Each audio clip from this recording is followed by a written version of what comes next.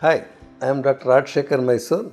I am a colorectal surgeon for the past 25 years and a general surgeon for the past 40 years. Diet has nothing to do with inguinal hernia. Inguinal hernia is nothing but there is a part of abdominal wall, lowest part, is called inguinal region, where the abdomen joins the thighs. In that portion, it's called inguinal region.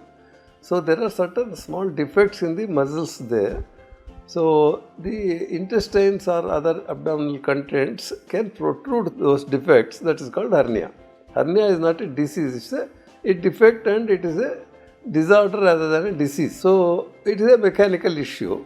It can happen due to various reasons. Some people will have from childhood, they will have weakness and intestines will be protruding. For some at a later stage, because of lifting of heavy weights or increased abdominal pressure, the defects can open up and intestines and other contents can protrude, causing hernia.